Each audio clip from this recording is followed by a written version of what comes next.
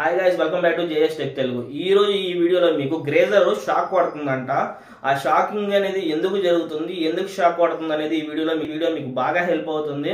అయితే ఈ గ్రేజర్ ఎందుకు షాక్ పడుతుంది, గ్రేజర్ ఫంక్షనింగ్ ఏంటో చెప్తాను. ముందు చల్ల నీళ్ళను తీసుకొని లోపల హీటర్ అనేది ఒకటి ఉంటుంది.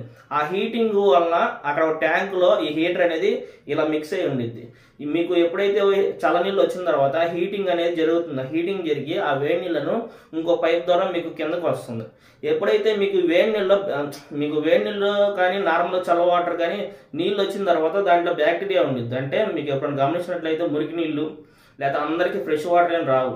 మనకి ఇక్కడ వచ్చేసరికి వాటర్ మొత్తం మురికి నీళ్ళు ఉండిద్ది. ఆ హీట్ అనేది జరిగినప్పుడు ఆ హీటరు ఆ వేడి నీళ్ళలో హీట్ అయినప్పుడు ఏంటంటే మీకు సాల్ట్ అనేది ఒకటి పడుతుంది. ఆ హీటర్ చుట్టూ సాల్ట్ పడుతుంది.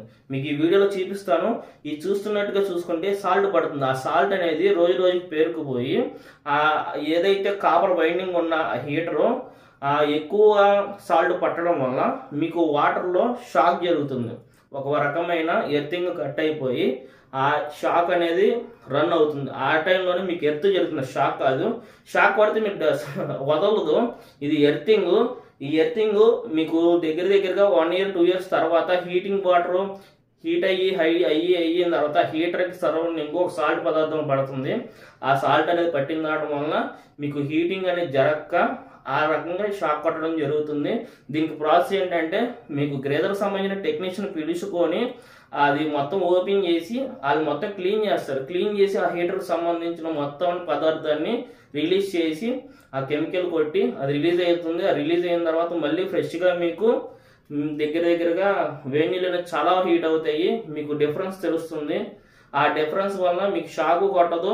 ఎవ్రీ 1 year 2 years మీకు ఈ సర్వీసింగ్ అనేది చేయించుకోవాలి. మీకు వచ్చే టెక్నీషియన్ అడగండి ఏ టైంలో చేయించుకోవాలని.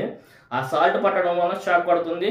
ఎవ్రీ 1 year మీరు సర్వీసింగ్ చేయించుకున్నట్లయితే వచ్చిన టెక్నీషియన్ ఆ గ్రేజర్ని తీసి కిందకి దించి ఆ ట్యాంక్ క్లీన్ చేస్తాడు. ఆ ట్యాంక్ పక్కన ఉన్న మీకు హీటర్ కూడా క్లీన్ చేయడం జరుగుతుంది. ఆ సాల్ట్ రిలీజ్ అయిన తర్వాత మీకు చాలా బాగుంటుంది. దీనివల్లనే మీకు షాక్ పడుతుంది. ఈ ప్రాసెస్లో మీకు హీటింగ్ అనేది జరిగి ఆ హీట్ ద్వారా వాటర్లో ఉన్న బ్యాక్టీరియా అంటే సాల్ట్ పదార్థాన్ని గ్రేజర్ రౌండ్ అప్ చేస్తుంది. ఆ రౌండ్ అప్ చేసినప్పుడు ఎక్కువ కాలం అలా జరిగినప్పుడు హీటింగ్ రిలీజ్ అవ్వలేక మీకు షాక్ పడుతుంది. ఈ ప్రాబ్లం మీకు కూడా వచ్చుంటే మీకు కామెంట్ చేయండి. ఈ రకంగా సర్వీస్ చేయించుకోవడం ఇయర్లీ ఇంపార్టెంట్. పిల్లలు ఉంటారు, ఇబ్బంది అయ్యిద్ది, జాగ్రత్తగా ఉండండి.